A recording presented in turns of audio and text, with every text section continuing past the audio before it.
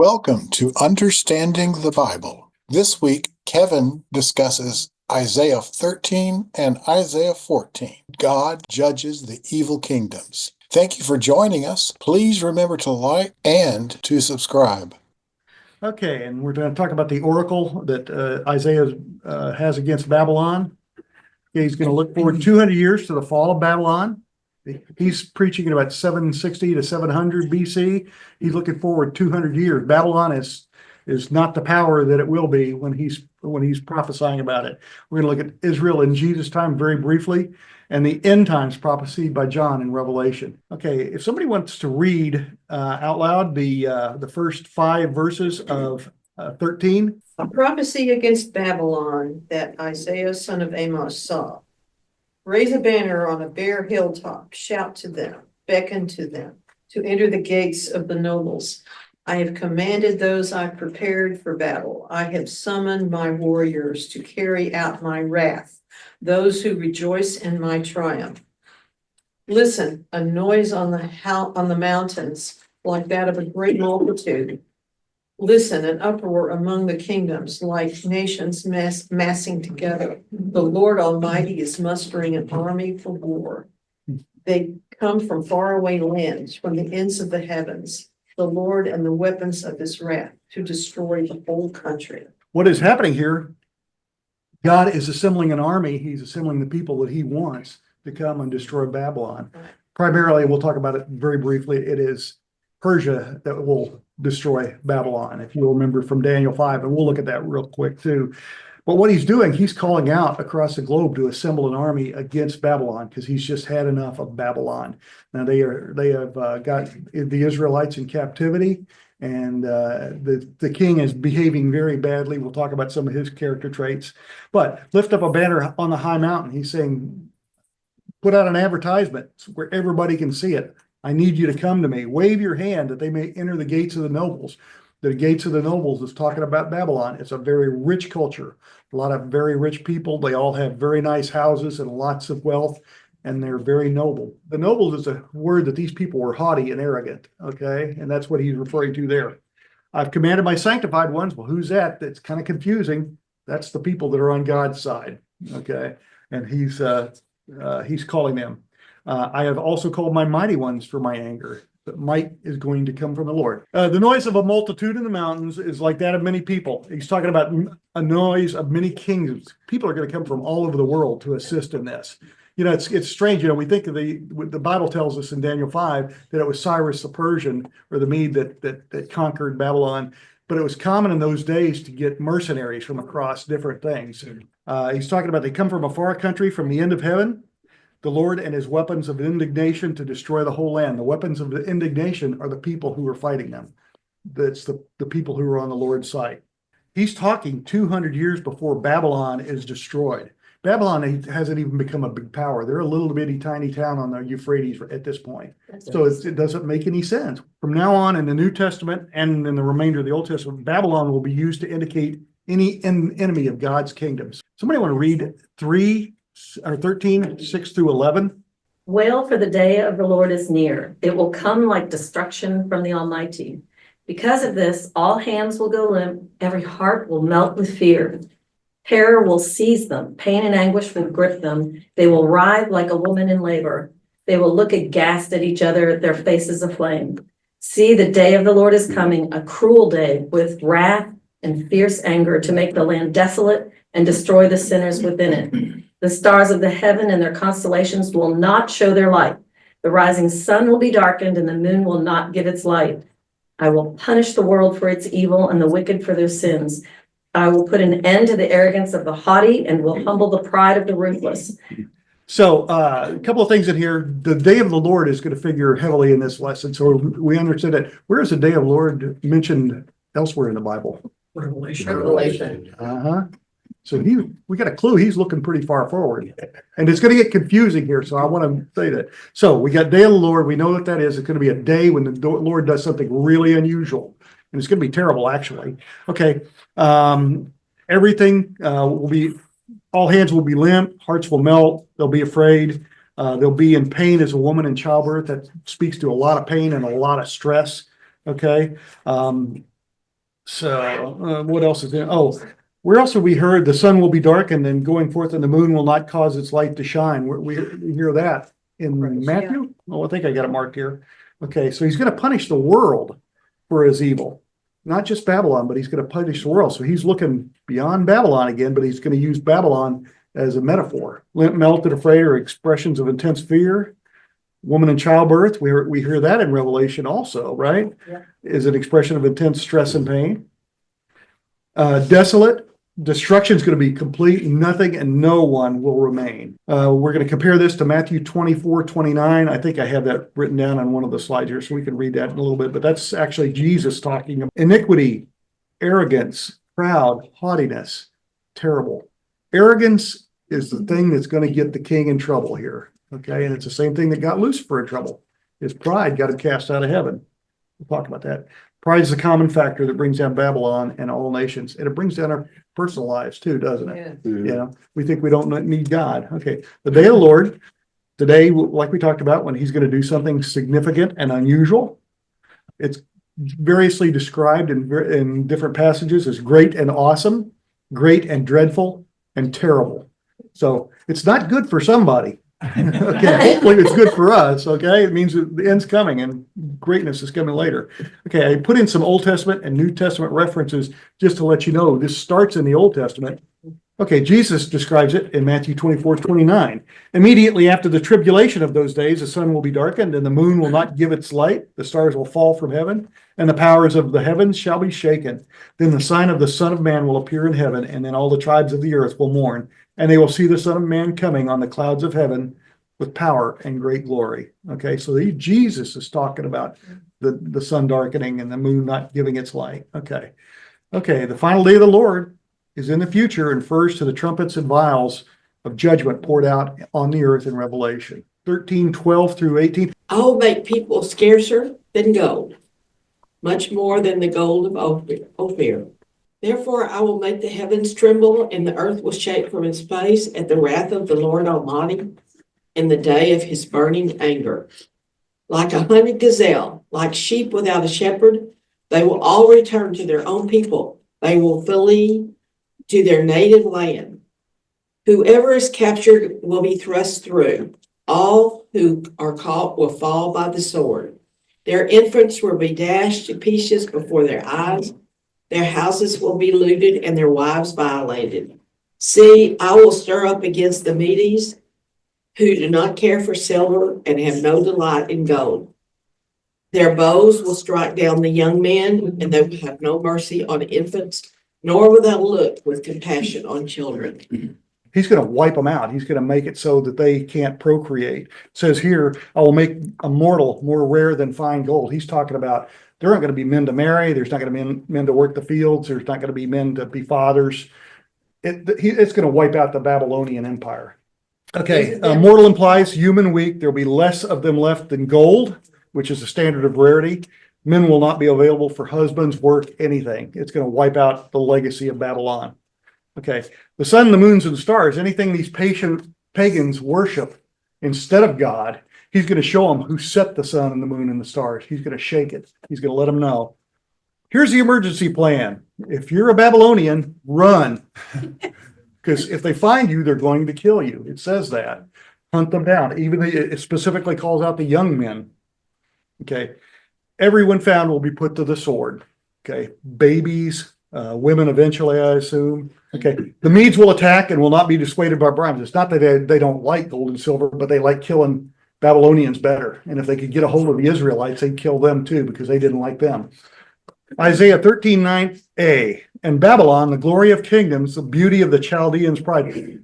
Babylon would have been a place to see. If we could step into it now, we would probably be amazed. Okay, verse 19b. All this beauty will be as when God overthrew Sodom and Gomorrah. So that's how bad it's going to be. He's going to destroy it good. 13:20 through 22. It will never be inhabited, nor will it be settled from generation to generation. Excuse me. Nor will the Arabian pitch tents there, nor will the shepherds make their sheep there. But wild beasts of the desert will lie there, and their houses will be full of owls. Ostriches will dwell there, and the wild goats will caper there. The hyenas will howl in their citadels, and jackals in their pleasant palaces.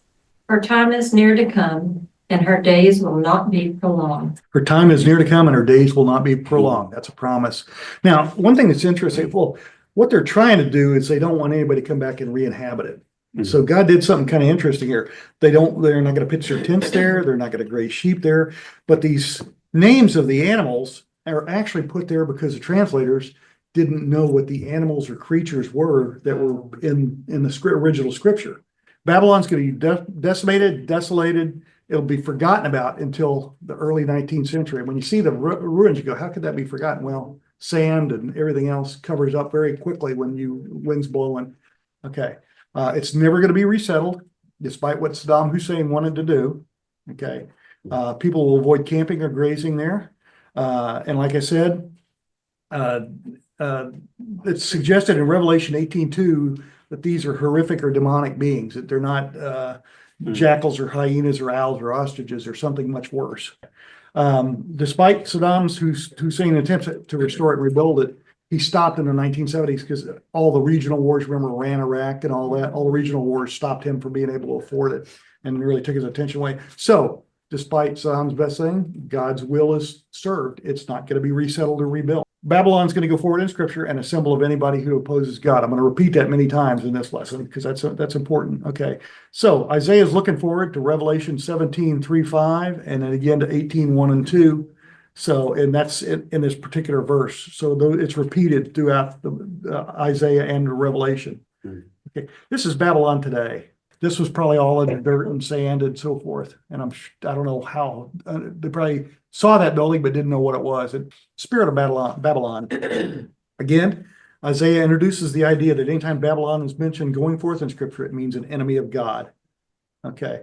The core of that belief is that you don't need God. Okay. Which means you believe you're your own God. Okay. Playing God is the nature of sin.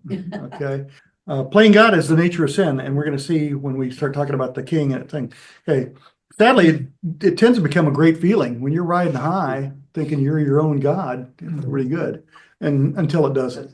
Okay, and that's when people crash and realize they need God. Okay, Isaiah 14:1-2, a picture of Israel back in the land, but it's not what you think. Somebody want to read that? The Lord will have compassion on Jacob. Once again, he will choose Israel and will settle them in their own land. Foreigners will join them and unite with the descendants of Jacob. Nations will take them and bring them to their own place, and Israel will take possession of the nations and will and make them male and female servants in the Lord's land. They will make captives of their captors and rule over their oppressors. Give you a timeline. 755 BC, Isaiah begins the prophecy in Judea.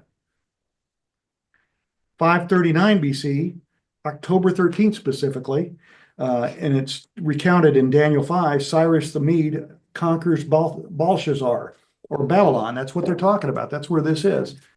You can see there, he's starting to prophesy 150, 200 years ahead of when this happened. Okay. In 539 to 538, right after, the first Jews to return to Judah under Persian rule. Okay, they're still under the Persians, but their Persians are really treating them pretty nice compared to what the Babylonians did. Later, much later, 444 to 420, in Malachi is where it's chronicled. Nehemiah leads back to Judah another group of Jews. So it took about 100 years to get everybody back there. It's not describing the return from Babylon. That's foretold in Haggai and Malachi. So just remember that, and if you need to put a note in your book, that'll help. Okay, 14:1-2. For the Lord will have mercy on Jacob and will still choose Israel and settle them in their own land. The strangers will be joined with them, and they will cling to the house of Jacob, and people will take them and bring them to their place, and the house of Israel will possess them for servants and maids in the land of the Lord. They will take them captive, whose captives they were, and rule over their oppressors. And I know you just read that, but I just thought I'd read it again. Okay, God's punishing Babylon for their treatment of his people. He says, I let Babylon take you captivity because you were disobedient to me. Now Babylon has been disobedient and not following me, so I'm going to punish them. Okay, he's showing them that he's chosen them and he will not break his covenant with them. He will always keep his covenant. This is looking forward to a time when they're at their own rest in their own land, free and their own masters. This prophecy looks forward to a restored Israel with their own Messiah. Okay. When is Isaiah prophesying this will be? When will Israel have no masters, a restored land, and a Messiah among them? Let's see. Let's look at Christ's first coming, because you're tempted to believe he's looking forward to when the Jews come back and they have the Messiah come, right? Mhm. But I don't think that's the case. They have a Messiah, but they're divided socially about his deity. They're under Roman rule via proxy Jewish leaders like Herod and the people that the Persians have put over them. Is the land restored? No, the kingdom's still divided, isn't it? North and south. Plus, they haven't expanded out to the borders that they were promised by God. Okay, so no, we don't think it's at Christ's first coming.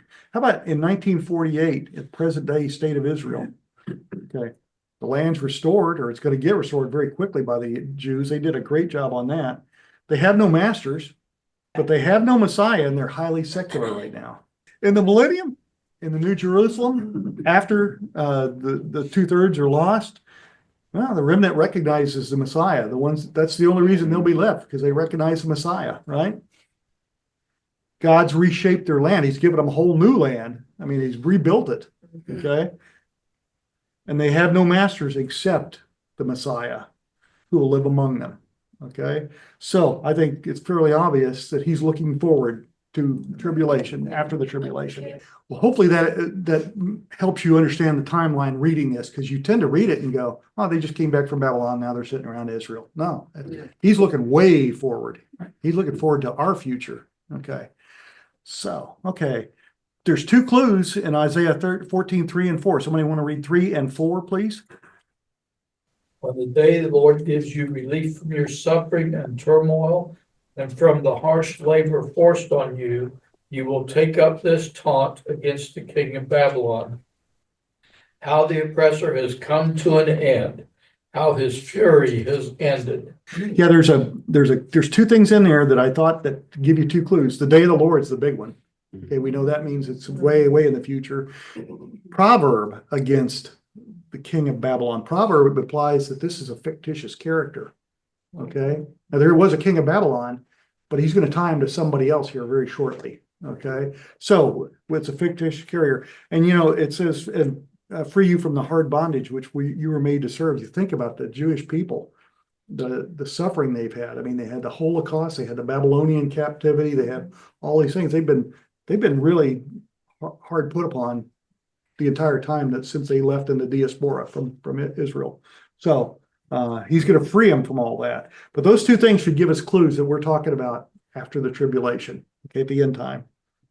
In the day of the Lord seems to refer to the events in Revelation. The king of Babylon, Belshazzar, is the last king dead. He's probably dead or in prison at best. So who are they referring to? Okay.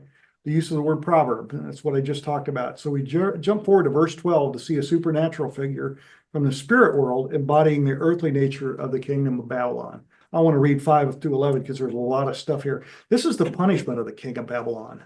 The Lord has broken the staff of the wicked, the scepter of the rulers. He who struck the people in wrath with a continual stroke, he who ruled the nations in anger, is persecuted, and no one hinders. Nobody's going to stop him from persecuting him. The whole earth is at rest and quiet. They break forth into singing. Indeed, the cypress trees rejoice over you, and the cedars of Lebanon, saying, since you were cut down, no woodsman has come up against us. Hell from beneath is excited about you, to meet you at your coming. It stirs up the dead for you, all the chief ones of the earth. It is raised up from their thrones, all the kings of the nations. They shall speak and say to you, have you also become as weak as we? Kind of mocking him. Have you become like us? Your pomp is brought down to Sheol, or hell, and the sound of your stringed instrument is no more. The maggot is spread under you, and the worms cover you. Okay, a couple of things in here. The Lord's broken the staff of the wicked and the scepter of the rulers. He brought down the king. The whole earth is quiet and at rest. They break forth into singings. And it says, indeed, the cypress trees rejoice over you, and the cedars of Lebanon, saying, since you were cut down, no woodsman has come up against us. Two things are going on here. The cedars of Lebanon and the cypress represent the rulers of the kings around Babylon that were suffering under his persecution. But also he would go into the neighboring forests and cut down cedars and so forth to build his temples, okay? So they were kind of mad about him coming in and taking their resources, but it has a dual meaning there. Hell from beneath is excited about you. Oh, they like to see people brought down. The other kings who he persecuted are going to love when he gets paraded through hell, right? They're going to meet you at your coming. It is raise up all the kings from their thrones. In other words, everybody's going to be at this party watching the king come in, right? Okay. And they'll also speak to you and say, have you become as weak as we? You know, have you become like us? You know, see what you get. Okay. Your pomp is brought down to Sheol. In other words, all the pomp and all the greatness you had it's in hell. So what difference does it make? Okay. Your stringed instruments are silent, and who knows what that last thing was stuck in there for. It just shows that he's mortal and he's going to die and rot, and his empire is going to do the same. Now we take a turn. This is where it becomes fun. And remember, I want you to think about the king of Babylon. He's now dead, so we're not talking about him, but you're going to equate Lucifer's fall with the king of Babylon's fall and our potential fall if we don't believe and rest in God and count on God. Somebody want to read 14:12 through 15? How you have fallen from heaven, morning star, son of the dawn. You have been cast down to the earth, you who once laid low the nations. You said in your heart, I will ascend to the heavens. I will raise my throne above the stars of God. I will sit enthroned on the mount of assembly on the utmost heights of Mount Zaphon. I will ascend above the tops of the clouds. I will make myself like the Most High. But you are brought down to the realm of the dead, to the depths of the pit. This is exactly what we're doing when we try to be our own God. Yeah. I will. Why do the nations rage? They've always raged. Is Psalm 2:1-3 answered in Isaiah 13 and 14? Well, let's see. Well, somebody want to read Psalm 2:1-3? Why do the nations rage and the people plot in a vain thing? The kings of the earth set themselves and the rulers take counsel together against the Lord and against his anointed, saying, let us break their bonds in pieces and cast away their cords from us. Okay. Yeah, the rulers are taking counsel together. They're in an echo chamber. I'm doing a great thing here. Yes, you are. Oh, what about the Lord? He says you shouldn't do that. Just forget him, And that's what's happening, okay, in Psalm 2:1-3. So that's the basic plot, and I'm going to try to string this out so you understand who our enemy really is. I think you do. The answer is Lucifer forgot about his dependence on God. The root of sin is self-sufficiency, the belief that you can do it on your own and you don't need God, okay? The resulting behavior is pride. The final end result is eternal separation from God. Okay, we all know that. Okay, but the real sin that brought Lucifer down and the king of Babylon is pride. Okay, so Isaiah is moving from the account of an earthly king in chapter 13 to the spiritual embodiment of sin in a king that lived as Satan would have him live. Okay, unreliant on God and totally convinced that he could accomplish everything by his own acts.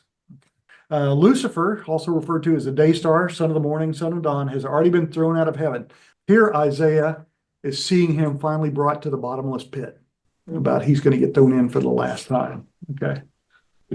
Okay. Verse 16-21 is a reminder that God will never let an evildoer retain his status eternally.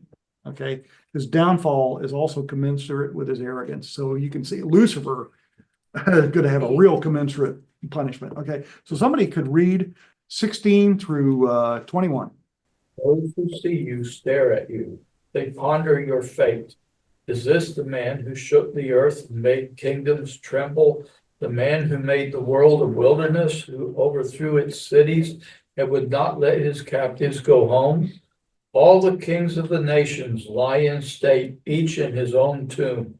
But you are cast out of your tomb like a rejected branch. You are covered with the slain, with those pierced by the sword, those who descend to the stones of the pit. Like a corpse trampled underfoot, you will not join them in burial, for you have destroyed your land and killed your people. Let the offspring of the wicked never be mentioned again. Prepare a place to slaughter his children for the sins of their ancestors. They are not to rise to inherit the land and cover the earth with their cities. Mhm. So he's talking like he's the earthly king, but he's talking about Lucifer and all of his children, which are people who do not know Jesus Christ as their savior and therefore do not have salvation. They will be slaughtered when Christ returns, right? So he's referring, it sounds like he's referring to an earthly thing, but he's talking about the punishment for Lucifer. But also he refers to him as a abominable branch, not like the good branch that was grafted onto the vine. It was the abominable branch. This is the man who made the earth tremble. Think about looking at Satan as he walks by and he's heading for the bottomless pit. And you go, this is the guy that caused all the problems in the world? He's pathetic. You know, he's lost all his power. He thought he was going to be God. How could he think that? That's what, you know, it's amazing when you think of the mental picture of what's going on here. Okay, for you have said in your heart, like Lucifer, okay, I will ascend to heaven. These are the 5 I will statements. I will exalt my throne above the stars of God. I will also sit on the mount of the congregation on the farthest sides of the north. I will ascend above the heights of the clouds. I will be like the Most High. Okay, and it's funny because over here in verse 25, when he's talking about destroying Assyria, the Lord kind of gets a little bit of a mock on him. He says, I will break the Assyrian in my land. That's his I will statement, and he does it. Lucifer doesn't get to do any of his I will statements. Okay, the problem is not people, really, when we think about it. We do things that are sinful because we're following somebody other than God, right? Okay, so I'll put some things in here to make you think about this, but Ephesians 6:12. For we do, and I've put the words around it just so you can get the context. For we do not wrestle against flesh and blood, but against principalities, against powers, against the rulers of darkness of this age, against spiritual hosts of wickedness in the heavenly places. We have to understand that these things have an effect on our behavior and on bad people that are doing wrong things, to understand their mentality and their motivation. Okay, it's not that they're just doing it because they're just bad people. They're doing it because they're being motivated by spiritual powers. And we have to fight it spiritually. We have to pray for them. We have to love them, and so forth. And then this is when the Son of Man who says to the Prince of Tyre in Ezekiel, because your heart is lifted up and you say, I am a God, I sit in the seat of gods in the midst of the seas, yet you are a man and not a God, though you set your heart as the heart of a God. Again, people thinking they're their own God. You're mocking him. Is this the man who still puts fear in us? You destroyed kingdoms and oppressed and imprisoned people. This is the behavior of the king of Babylon, but it's also Lucifer. All other honorable kings will have their resting place, but you won't. They'll also have their offspring to follow them and carry their name. But you, because of your oppression, cruelty, and pride, and haughtiness, you'll have no grave and no memorial stones. Your children will be slaughtered lest they revive and continue your ways. Okay, so 16 through 21 is a reminder that God will never let an evildoer retain his status eternally. I've said that once, or indefinitely. His downfall is commensurate with his arrogance. Okay, remember, and we've talked about this before, without judgment, there can be no justice. Okay, there has to be judgment. Okay, somebody want to read verse 22 and 23? I will rise up against them, declares the Lord Almighty. I will wipe out Babylon's name and survivors, her offspring and descendants, declares the Lord. I will turn her into a place for owls, and into swampland I will sweep her with the broom of destruction, declares the Lord Almighty. Yeah, he's going to make it so low, he's going to lay it so low that water will collect there. And anybody who's ever been around a marsh, not much you can do around a marsh. You can't fish in it because you can't get close enough to it to step in there, or you'll get caught in quicksand. It's useless land. Okay. So anyway, verse 22, the Lord himself promises vengeance through the Medes and the Persians will ensure there is no remnant to rise again and no legacy left at all. And you can see how Lord is putting all this through. He uses countries and kingdoms to enact his justice. Okay. Verse 23, God himself will lay Babylon so literally and figuratively low that their water will puddle there, rendering a useless marsh. Okay. The Assyrian yoke removed. Now he's going on from Babylon to Assyria. And you'll see through chapter 22, This is God dealing with all the kingdoms around Israel that gave him problems. So he's not as, doesn't have as much detail here, but if somebody could read 24 through 27. The Lord Almighty has sworn, surely as I have planned, so it will be. And as I have purposed, so it will happen. I will crush the Assyrian in my land. On my mountains, I will trample him down. His yoke will be taken from my people and his burdens removed from their shoulders. This is the plan determined for the whole world. This is the hand stretched out over all nations. For the Lord Almighty has purposed, and who can thwart him? His hand is stretched out, and who can turn it back? So this is God basically taking the yoke of servitude off of the Israeli nation. And he's going to destroy the Assyrians. The Assyrian was the biggest empire ever. It was the first empire ever, but it's going to be just cease to exist in the blink of an eye. Okay. And he doesn't go in a whole lot of detail from it, but basically he's saying my hand will do it, but the Assyrian yoke is now going to be removed. Philistia destroyed, verse 29 through 31. Somebody want to do that? You can read 28 too. This is the virgin which came in the year that King Ahaz died.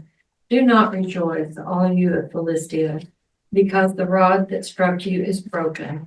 For out of the serpent's roots will come forth the viper, and its offspring will be a fiery flying serpent.